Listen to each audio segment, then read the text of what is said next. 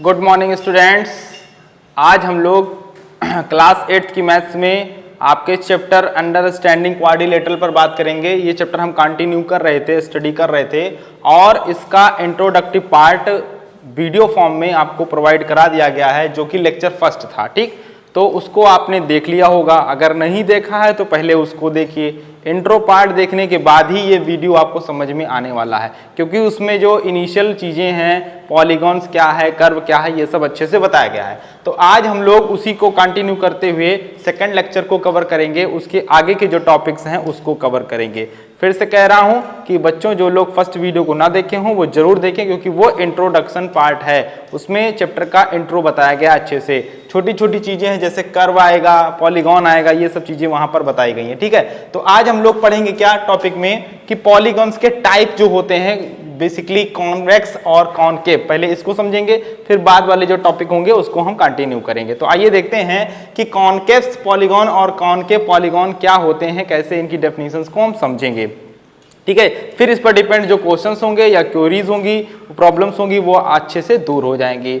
और जो लोग वीडियोस को नहीं देख रहे हैं, ये सोच रहे हैं कि ऐसे ही पूरा सेशन बीत जाएगा, बहुत बड़ी गलतफहमी में है। घर बैठ करके आपको स्टडी करना है, अच्छे से करना है, इसलिए वीडियोस को सीरियसली ध्यान से देखें, समझें और होमवर्क करें, और फिर क्वेरीज करें या कमेंट में बताएं कि क्या बातें समझ में नहीं आई हैं। ठीक है, तो थर्ड चैप्टर हम लोग कंप्लीट करने वाले हैं। आइए शुरू करते हैं कि पॉलीगॉन पहले देखिए। पॉलीगॉन मैंने प्रीवियस वीडियो में बताया, फिर से यहाँ पर देखिए कि पॉलीगॉन क्या होता है। शॉर्ट में मैंने बताया कि सिंपल क्लोज्ड कर्व को ही हम क्या कहते हैं, पॉलीगॉन कहते हैं। यानी ये जो आप देख पा रहे होंगे फिगर, ये पॉलीगॉन ही फिगर है, क्योंकि देखिए ये क्लोज्ड वर्ड आया है, क्लोज्ड वर्ड आया है और सिंपल वर्ड आया है। यानी ऐसा पॉलीगॉन क्या होता है, कर्व का एक टाइप होता है। आप किसी भी प्लेन पर, चाहे वो कॉपी का पेज हो, चाहे वो बोर्ड हो, कहीं पर भी कुछ भी पेंसिल से या कलम से बना देते हैं विदाउट लिफ्टिंग पेन और पेंसिल को बिना उठाए या पेन को बिना उठाए, तो वो हमारा क्या बन जाता है, कर्व बन जाता है। कुछ भी रफली बना दिया तो वो कर्व हो गया। लेकिन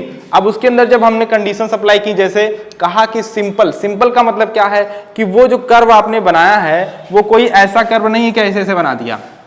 ये तो कर्व है, लेकिन ये आपका जो है सिंपल नहीं है। सिंपल का मतलब हो गया ऐसा कर्व जिनके पार्ट्स लाइन सेगमेंट होने चाहिए। जैसे यहाँ पर देखो 4 पार्ट हैं यहाँ पर हमारे कर्व के, AB फर्स्ट पार्ट और BC सेकंड पार्ट और CD third part and DA fourth part. तो कोई भी फिगर होगा उसमें पार्ट्स आपको नजर आएंगे, और ध्यान रहे उन्हीं पार्ट्स को हम क्या कहते हैं, साइड्स बोलते हैं। ठीक, वो तो बात की बात है। तो जो पार्ट्स होते हैं हमारे किसी भी कर्व के, वो अगर लाइन सेगमेंट के फॉर्म में है तो उसे हम क्या कहते हैं, सिंपल कर्व। यानी पॉलीगॉन होने के लिए फर्स्ट कंडीशन सिंपल होना जरूरी होता है, दूसरा क्लोज्ड होना जरूरी है। तो आप ये देख पा रहे होंगे क्लोज्ड हो रहा है, जहां से स्टार्ट हुआ है वहीं पर एंड हो रहा है। जैसे अब ये फिगर में बना दूं, ये देखिए ये दो चीजें दिख रही हैं, ये भी लाइन सेगमेंट है, ये भी लाइन सेगमेंट है। यानी ये कर्व है, ये सिंपल है, लेकिन ये क्लोज नहीं है, क्योंकि जहां से स्टार्ट किया था वहां पर आकर हमने स्टॉप नहीं किया है। स्टार्ट यहां से किया, खत्म यहां पर हो गया।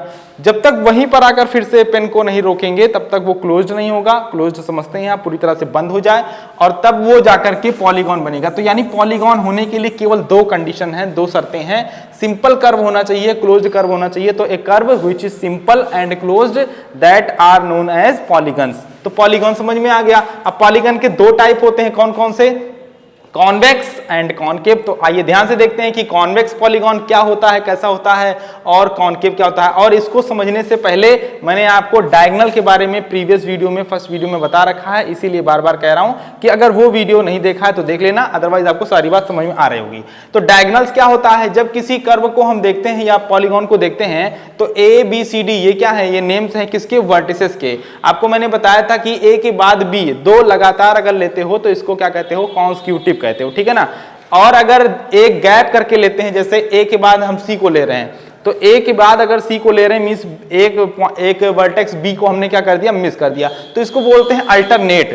A and C are alternate, यानी एक छोड़ करके। जैसे मंडे के बाद वेडनेसडे आपने ले लिया तो ये अल्टरनेट हो गया ना, मंडे को ट्यूसडे को मिस कर दिया आपने। लेकिन मंडे ट्यूसडे अगर लगातार ले रहे हैं तो वो क्या हो जाएगा, कॉन्सिक्यूटिव हो जाएगा। बस शब्दों पर ध्यान देना, बहुत आसान है।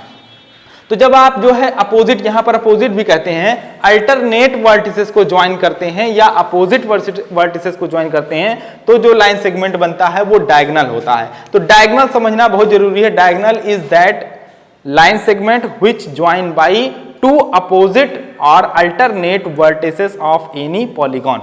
किसी भी पॉलीगॉन में दो अपोजिट, क्योंकि यहां कितने वर्टिसेस हैं, वर्टेक्स है 4, first vertex A, second vertex B, third vertex C and last में फोर्थ वर्टेक्स डी।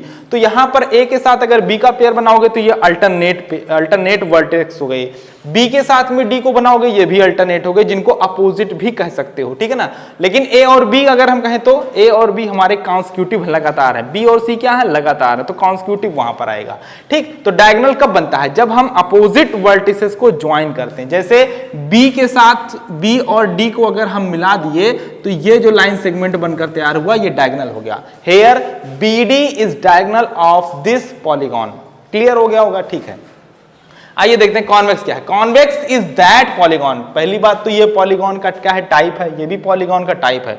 तो पॉलीगॉन के अंदर कौन सी खासियत है वो देखना है। तो convex is that polygon, convex ऐसे पॉलीगॉन्स हैं विच हैव, जो no portion, which have no portion, जो ऐसे पोर्शंस नहीं रखते हैं। कैसे portions, of their diagonals, diagonals के ऐसे पोर्शंस को नहीं रखते हैं इन देयर एक्सटीरियर्स।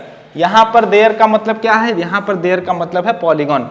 पॉलीगॉन का जो, अच्छा पॉलीगॉन में भी कितने पोर्शन होते हैं, किसी भी कर्व, क्लोज कर्व में दो पोर्शन होते हैं, एक उसके अंदर का पोर्शन और एक उसके बाहर का पोर्शन। तो अंदर के पोर्शन को क्या कहोगे, इंटीरियर कहोगे, बाहर के पोर्शन को क्या कहोगे, एक्सटीरियर कहोगे। अब जैसे कि आप देख पा रहे होंगे ये आपको दिख रहा है ABCD, अब अगर इसके अंदर कहीं पर आप एग्जिस्ट हैं तो वो इंटीरियर पोर्शन हो गया, लेकिन अगर इस फिगर के आप बाहर चले जाते हैं तो क्या हो जाएगा, एक्सटीरियर हो जाएगा। अब जानते हैं ये बोल्ड है, आपको दीवारें भी दीवार में ही बोल्ड है, तो अगर हम बोल्ड पर लिख रहे हैं तो यानी हम इंटीरियर पोर्शन पे लिख रहे हैं, लेकिन अगर बोल्ड के बाहर लिखने लगेंगे तो वो एक्सटीरियर हो जाएगा। तो इस तरीके से इंटीरियर और एक्सटीरियर आपको समझ आ रहा होगा।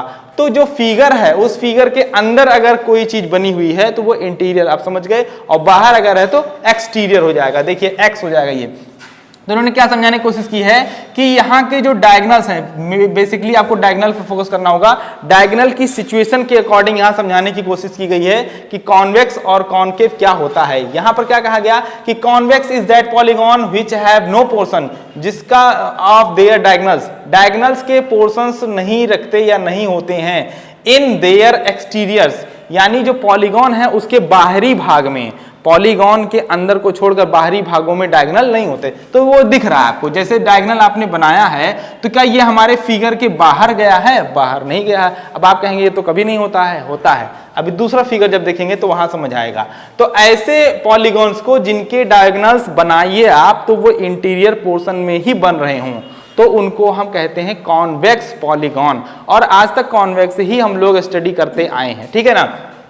तो convex polygon is that polygon which have no portion of their diagonals, जिनके डायगोनल्स के पोर्शंस नहीं होते हैं, नहीं पाए जाते हैं, कहां पर, इन देयर एक्सटीरियर्स, देयर का मतलब पॉलीगॉन। तो पॉलीगॉन के बाहरी हिस्सों में, पॉलीगॉन की सीमाओं के, ये सीमा कह सकते हैं, ये देखिए इसके बाहर। अब आप अगर आपका डायगोनल यहां कहीं नजर आ रहा होता यहां पर, तो ये जो मैंने बना दिया लाइन, देखो ये हमारे फिगर के बाहर चला गया, तो ये बाहर का पोर्शन है। तो ये बाउंड्रीज जो देख रहे हैं ये डायगोनल इसी के अंदर ही दिख रहा है।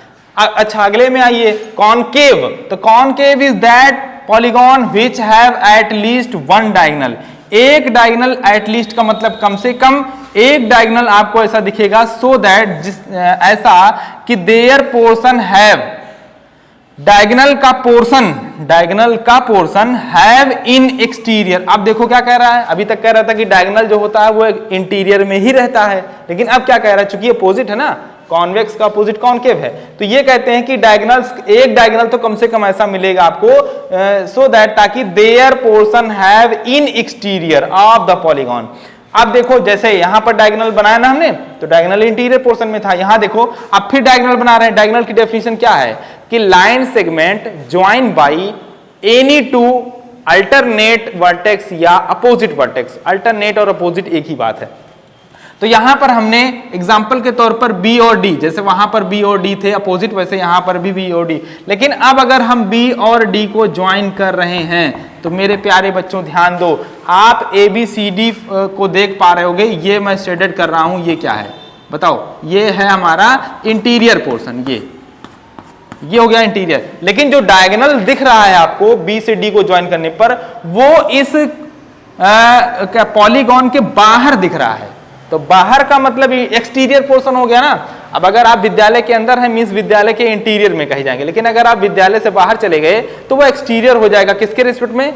स्कूल के रिस्पेक्ट में। स्कूल का एक अपना दायरा है, उस स्कूल के अंदर अगर आप हैं तो इंटीरियर कहा गया, और अगर स्कूल से बाहर हो गए जो बाउंड्रीज बनी है तो वो एक्सटीरियर हो जाएगा। आप अपने जिले में हो तो जिले के रिस्पेक्ट में इंटीरियर हो, लेकिन जिले से बाहर चले गए दूसरे जिले में तो आप एक्सटीरियर हो गए अपने जिले के रिस्पेक्ट में, ठीक है ना। तो ये देखिए, इस बात समझ में आ रही होगी। ये डायगोनल जो दिख रहा है आपका, ये हमारे पॉलीगॉन के कहां पर है? एक्सटीरियर पोर्शन पर है। इसको मैंने जो शेडेड किया है, ये सारे पोर्शन कैसे हैं? ये इंटीरियर हैं। बाउंड्रीज के अंदर रहना है अगर तो वो इंटीरियर पोर्शन है, और बाउंड्रीज के हम बाहर चले गए तो वो एक्सटीरियर पोर्शन हो जाएगा। मेरे प्यारे बच्चों, आपको अच्छी तरह से दोनों बातें समझ में आ गई होंगी कि कॉन्वेक्स जो कि हम आज तक पढ़ते आए हैं और जो कॉनकेव अब पढ़ रहे हैं, इसका अपोजिट है। दोनों में क्या फर्क है? इसके अच्छा एक चीज और है, इसके फिगर को देखोगे, अगर मैं डायगोनल यहां पर थोड़ा देर रफ कर दूं, इनके फिगर्स को देखेंगे तो इसको कॉनकेव का मतलब जानते हैं क्या? धसा हुआ।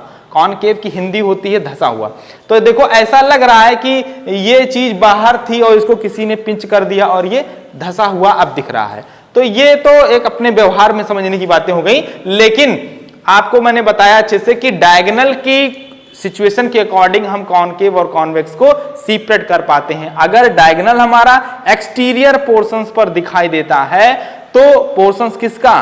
पॉलीगॉन का। पॉलीगॉन के बाहर अगर डायगोनल दिखाई पड़ता है तो वो हमारा कॉनकेव पॉलीगॉन होता है, अदरवाइज कॉन्वेक्स होता है। तो कॉन्वेक्स में जो डायगोनल्स बनाओगे वो आपको इंटीरियर में ही मिलेगा। जैसे यहाँ मैक्सिमम 2 ही डायगोनल बना सकते हो, एक हो गया बी से डी को मिलाने पर और दूसरा हो जाएगा ए से सी को मिलाने पर। ये देखिए, तो क्या दोनों ही डायगोनल आपके पॉलीगॉन के बाहर चले गए हैं? नहीं, पॉलीगॉन के अंदर ही हैं। तो यानी जो डायगोनल्स की सिचुएशंस है वो इंटीरियर पोर्शन में है, इसलिए कॉन्वेक्स हो गया। और यहां पर एक डायगोनल तो ऐसा बन ही रहा है बी से डी को मिलाने पर, जो कि हमारे पॉलीगॉन्स के एक्सटीरियर पोर्शंस में बन रहा है या दिख रहा है। So that polygon is called concave polygon. ऐसे पॉलीगॉन्स को हम कॉनकेव पॉलीगॉन कहते हैं। ये डेफिनेशंस थी, मैंने आपको समझा दिया फटाफट, कॉनकेव और कॉन्वेक्स, ठीक है ना। तो ये पॉलीगॉन के 2 टाइप होते हैं। स्टडी जो हम करते हैं आगे चल करके ज्योमेट्री में, वो इस पर नहीं करते, इसी पर करते हैं, कॉन्वेक्स के बारे में। जो भी चीजें आपने पढ़ी, रेक्टेंगल, क्या कहते हैं, स्क्वायर, ट्रायंगल, तमाम चीजें वो सब के सब आपके कॉन्वेक्स ही होते हैं। तो आइए अब हम लोग नेक्स्ट टॉपिक को कंटिन्यू करते हैं। एक मुद्दा और है पॉलीगॉन का, वो है हमारा एंगल और साइड के बेसिस पर। तो एंगल और साइड के बेसिस पर भी पॉलीगॉन के कुछ टाइप्स बनते हैं। ये किसके बेस पर था? ये डायगोनल्स की सिचुएशन के बेस पर था। इसको मैं रफ करता हूं, आप इसको अगर लिखना चाहते हो, हाँ, जब भी मेरा वीडियो स्टार्ट हो या चल रहा हो या आप देख रहे हो तो जरूर पेन और कॉपी ले लें, ताकि जो नोट करने के लायक हो वो आप नोट कर लिया करें, ठीक। तो अब हम लोग चलते हैं पॉलीगॉन के कुछ और टाइप पर बात करेंगे फटाफट, और उसके बाद फिर हम लोग डायरेक्ट एक्सरसाइज पर आ जाएंगे और हमारा ये चैप्टर जो है फिनिश हो जाएगा। लेकिन ये बातें बहुत जरूरी हैं समझना, कि ये जो कॉन्सेप्ट वाली बातें हैं टोटल ये समझना आपको बहुत जरूरी है। देखिए, अब हम पॉलीगॉन की जो टाइप्स की बात करेंगे या क्लासिफिकेशन की बात करेंगे। पॉलीगॉन का क्लासिफिकेशन इस बेस पर भी होगा। किस बेस पर? ये एक हो जाएगा रेगुलर पॉलीगॉन। देखिए, रेगुलर पॉलीगॉन, पॉलीगॉन में नहीं लिख रहा हूं, और इररेगुलर, इसका opposite, regular and irregular polygon, ठीक। रेगुलर पॉलीगॉन और इररेगुलर पर ये कैसे समझेंगे? अभी हमने देखा कि जब भी कोई पॉलीगॉन आप बनाते हो, एग्जांपल के तौर पर ये बनाया था, तो इसमें आपके जो पार्ट्स होते हैं उनको हम क्या बोलते हैं बताइए? उनको हम बोलते हैं साइड्स। जैसे मैंने आपको समझाया, A first vertex, B, C and D. तो ए से बी पहला पार्ट ना, फर्स्ट लाइन सेगमेंट, इसको क्या बोलते हैं? साइड बोलते हैं। तो first side A B, second side B C, third side और फोर्थ साइड आप देख रहे हैं। और ये वहां पर एंगल भी बनेगा, तो first angle, second angle, third angle and fourth angle. Angle A, angle B, angle C, angle D. तो एंगल और साइड की सिचुएशन पर भी रेगुलर पॉलीगॉन और इरेगुलर पॉलीगॉन को हम स्टडी करेंगे या समझ लेंगे। आइए समझ लेते हैं, बहुत छोटे छोटे टॉपिक हैं, छोटे छोटे मुद्दे हैं। देखिए, यहां पर 2 बातें हैं। रेगुलर की कंडीशन क्या होती है? रेगुलर की कंडीशन 2 होती है। दोनों अगर कंटेन करता है कोई पॉलीगॉन तो वो रेगुलर हो जाता है। पहला क्या है? पहला है इक्यू एंगुलर। इक्यू एंगुलर, अभी समझाता हूं कि इक्यू एंगुलर का क्या मतलब है। Equiangular and equilateral, equiangular and equilateral, equiangular and equilateral. अब इसका क्या मतलब है बताते हैं। इधर हो जाएगा हमारा इर्रेगुलर में, इसी का जस्ट अपोजिट। ठीक, ये दो कंडीशंस अगर किसी पॉलीगॉन में आपको नजर आती है, कंडीशन भाई मैथ्स टोटल कंडीशन पर ही है। अब रेगुलर पॉलीगॉन कैसे पॉलीगॉन्स होंगे लिखना, और वो तो आप समझने के बाद खुद से लिख पाओगे, मैं केवल शॉर्ट में अच्छे से आपको समझाता हूं। इक्यू एंगुलर का मतलब हुआ कि किसी पॉलीगॉन के सभी एंगल्स इक्वल हो जाए, इसको बोलते हैं equiangular. If all angles are equal of any polygon then that polygon are called equiangular. कोई भी पॉलीगॉन हो, उसके जितने भी एंगल हो, अगर वो सारे एंगल आपस में इक्वल हैं, इक्वल का मतलब वैल्यूज में इक्वल, अगर ये 30 डिग्री है तो सारे 30 डिग्री हो जाएं, अगर ये 60 डिग्री है तो सारे 60 डिग्री हो जाएं। 60 डिग्री का मतलब समझे ना, मेजर ऑफ एंगल, तो एंगल बी की जो वैल्यू है, एंगल ए की वैल्यू है, सी की, डी की, सबकी, अगर सभी एंगल्स की वैल्यू सेम है, इक्वल है, तो हम उसको कहते हैं इक्यू एंगुलर। आपको समझ आया होगा। अब इक्यू एंगुलर का अगर हम एक फिगर बनाकर आपको दिखाएं तो ये देखिए, ये रहा 60 डिग्री, ये भी रहा 60 डिग्री, ये भी रहा 60 डिग्री, तो ये मैंने आपके सामने इक्यू एंगुलर का फिगर बना दिया समझाने के लिए। ठीक, तो अगर किसी पॉलीगॉन के सारे एंगल्स मेजर में इक्वल हैं, इसकी क्वांटिटी, इसकी क्वांटिटी, इसकी क्वांटिटी, तो वो हमारे इक्यू एंगुलर हो जाएंगे। अब बात कर लेते हैं इसी फिगर के जरिए कि इक्विलैटरल क्या है। इक्विलैटरल का मतलब ये हो गया कि ये देखो फर्स्ट साइड यहां पर कौन है, ए बी सी, आपको अच्छे से समझ में आ जाएगा। अब ए बी का क्या होता है, लेंथ होता है, लंबाई होती है, तो जितनी लंबाई, जितनी लेंथ ए बी की है उतनी ही लेंथ बी सी की हो, उतनी ही लेंथ सी ए की हो। मींस अगर हमारे all sides are equal in length then that polygon are called equilateral. तो आपको समझ में आया होगा इक्यू एंगुलर एंड इक्विलैटरल। तो इक्यू एंगुलर का मतलब जब सारे एंगल इक्वल हो जाएं, और इक्विलैटरल का मतलब क्या होता है, जब सारी साइड्स इक्वल हो जाए। कैसे, वजन में नहीं, लेंथ में, क्योंकि साइड्स के पास क्या है, लेंथ है ना।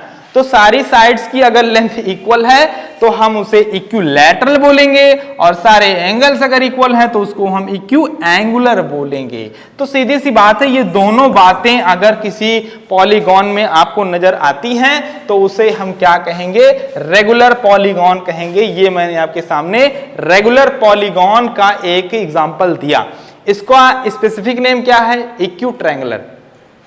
ठीक, तो ये चीजें हैं, आपको समझ में आ गई होंगी। अब आप ये सोच रहे होंगे कि दोनों चीजें जरूरी हैं। नहीं भैया, कभी कभी ऐसा भी होता है कि दोनों बातें हमें नजर आती हैं, और कभी कभी ऐसा होता है कि कोई एक बात नजर आती है। जैसे एक फिगर देखिए समझाने के लिए, रेक्टेंगल आप बनाते हो ना, ये देखो, ये रेक्टेंगल में क्या देखा है, रेक्टेंगल में ये देखा है कि अपोजिट साइड्स इक्वल होती हैं और सारे एंगल्स 90 डिग्री होते हैं। अब आप समझो, ये रेक्टेंगल है, ये क्या है, ये है हमारा रेक्टेंगल। आप जानते हैं रेक्टेंगल, तो इसमें क्या हम देख रहे हैं, इसमें हम ये देख रहे हैं इसकी डेफिनेशन के अकॉर्डिंग कि रेक्टेंगल इज दैट फिगर या that polygon in which opposite sides are equal. आमने सामने की जो साइड्स हैं वो इक्वल होती हैं लेंथ में, बट चारों एंगल्स 90 डिग्री के होते हैं। तो यहां पर बताओ पहली कंडीशन क्या हो रही है, सेटिस्फाई हो रही है ना, इक्यू एंगुलर है कि नहीं है, क्यों, because all angles are equal, but equilateral नहीं है। क्यों, क्योंकि ये लेंथ अगर 5 है तो ये लेंथ 5 नहीं है। रेक्टेंगल में केवल आमने सामने बराबर होते हैं। ये अगर 5 है तो ये 5 होगा, लेकिन ये 5 नहीं होगा, कंपलसरी नहीं है। ये 4 4 हो गया, क्योंकि ये रेक्टेंगल है। रेक्टेंगल में आमने सामने बराबर होने की शर्त होती है, जो है कॉन्सिक्यूटिव, मतलब लगातार बराबर होने की जरूरत नहीं होती। अगर ये पहली साइड 5 है तो दूसरी साइड भी 5 होगी, ऐसा स्क्वायर में होता है। तो रेक्टेंगल में क्या देखने को मिला कि ये इक्यू एंगुलर है बट इक्विलैटरल नहीं है। इसलिए चूंकि दोनों कंडीशंस फुलफिल नहीं हो रही हैं, इसलिए ये हमारा रेगुलर पॉलीगॉन का एग्जांपल नहीं है। आपको अच्छे से समझ में आ गया। तो ये दोनों बातें हैं। अगर दो का मतलब मैं बार बार क्यों कह रहा हूं, अगर हमारे पास इक्विएंगुलर और इक्विलैटरल दोनों कंडीशंस, दोनों बातें, दोनों शर्तें फुलफिल हैं, मतलब दिख रही हैं, जैसा कि मैंने अभी बनाया था ट्रायंगल वाले केस में, तो वो हमारा क्या हो जाएगा, रेगुलर पॉलीगॉन हो जाएगा। अदरवाइज वो क्या हो जाएगा, इर्रेगुलर हो जाएगा। अगर कोई रेगुलर पॉलीगॉन नहीं है तो जाहिर सी बात है वो क्या हो जाएगा, इर्रेगुलर हो जाएगा। तो यहां ज्यादा एक्सप्लेन करने की जरूरत नहीं है। अब रही बात डेफिनेशन की, तो a polygon in which we observe that कि ऑल एंगल्स आर इक्विएंगुलर, सारे एंगल्स इक्विएंगुलर हैं, इक्वल हैं, एंड पॉलीगॉन्स आर इक्विलैटरल, मतलब उसकी सारी साइड्स भी क्या है, इक्वल। देखो इन दोनों शब्दों का मतलब अगर समझ में आ रहा है तो नो प्रॉब्लम समझने में कि रेगुलर और इरेगुलर। ठीक, तो आपने क्या कहा, इसका एग्जांपल मैंने तमाम बताया। इसका एग्जांपल क्या हो सकता है, इसका एग्जांपल स्क्वायर हो सकता है। ये देखिए, अगर एग्जाम्पल की बात करें तो स्क्वायर में क्या देखते हैं, स्क्वायर में सारी साइड्स इक्वल होती है। अगर ये 3 है तो ये भी 3, ये भी 3 और ये भी 3, और एंगल भी सारे इक्वल होते हैं। ये देखो, ठीक, स्क्वायर हो गया। और जो ट्रायंगल बनाया था अभी भी वो भी है ना, तो अगर सारी साइड्स इक्वल हैं, सारे एंगल्स, सारी साइड्स इक्वल होगी तो उसको क्या कहोगे, उसको कहोगे इक्विलैटरल। सारे एंगल इक्वल हो गए तो उसको क्या कहोगे, इक्विएंगुलर। इक्विएंगुलर का मतलब हुआ सारे एंगल्स का इक्वल होना, और सारी साइड्स के इक्वल होने का मतलब इक्विलैटरल होगा। तो ये दोनों बातें आपको स्क्वायर में नजर आएंगी और एक ट्रायंगल में भी नजर आएंगी। ये देखिए, तीनों एंगल हमारे क्या हो जाएंगे, 60 60 60, और साइड्स तो कुछ भी हो सकती हैं, बना लीजिए 4 4 4। तो अगर किसी ट्रायंगल की ऑल साइड्स इक्वल हैं, जो कि पॉसिबल है, और सारे एंगल 60 डिग्री हैं, तो ये हमारा रेगुलर पॉलीगॉन का एक एग्जांपल है। ठीक, और अभी जो रेक्टेंगल बनाया था, ये देखो, ये क्या है, ये रेगुलर पॉलीगॉन नहीं है, क्योंकि इसमें इक्विलैटरल तो हो, सॉरी इक्विएंगुलर तो हो रहा है, लेकिन इक्विलैटरल नहीं हो रहा है, सारी साइड्स इक्वल नहीं हो रही हैं। तो बात समझ में आ गई होगी कि रेगुलर पॉलीगॉन और इर्रेगुलर पॉलीगॉन हम किसे कहते हैं, विथ एग्जांपल। ठीक है ना, rectangle is example of irregular polygon, and square and that triangle are example of regular polygon. Regular का मतलब एंगल्स भी सारे इक्वल हों, साइड्स भी सारी इक्वल हो, जिसको शॉर्ट में इक्विएंगुलर एंड इक्विलैटरल कहते हैं। A polygon in which we observe that कि they are equiangular and equilateral, then that polygon are called regular polygon. ऐसा पॉलीगॉन जो कि इक्विएंगुलर भी हो और इक्विलैटरल भी हो, उसे आप क्या कहोगे, उसे आप रेगुलर कहोगे। उम्मीद है ज़्यादा समझ में आ गया होगा, ज़्यादा बार बार एक्सप्लेन करने की जरूरत नहीं है। तो मिलते हैं आपसे 2 मुद्दे के साथ, इस वीडियो को मैं समाप्त करता हूं। यहां पर आपको कॉनकेव और कॉन्वेक्स अच्छे से समझा दिया, रेगुलर और इर्रेगुलर अच्छे से समझा दिया, और जो बात समझ में नहीं आई होगी उसको कमेंट बॉक्स में आप बताएंगे। और मिलते हैं अब नेक्स्ट वीडियो में, इस लेक्चर को कंटिन्यू करते हुए 3rd लेक्चर में इसी चैप्टर के और इंपॉर्टेंट चीज़ों के साथ, एंगल्स प्रॉपर्टी वगैरह के साथ मिलेंगे, जो कि आपके न्यूमेरिकल्स में बहुत ही अहम रोल करेगा। और ये चीज़ें जो हैं आपकी फर्स्ट एक्सरसाइज से रिलेटेड थी। हाँ, मुद्दे सारे इंपॉर्टेंट हैं, पढ़ना हर चीज़ को चाहिए। अब आपकी मर्जी है कि आप क्या अचीव करना चाहते हो, क्या अचीव नहीं करना चाहते हो। तो सारी चीज़ें एक दूसरे से जुड़ी होती हैं, रिलेट होती हैं, इसलिए हर वीडियोज़ आपके लिए वेरी इंपॉर्टेंट है। समझ में आ गया है तो आप क्या करेंगे, इसको अच्छे से नोट्स फॉर्म में बना लेंगे। और आज के लिए इतना ही, मिलते हैं नेक्स्ट वीडियो में। Thank you so much.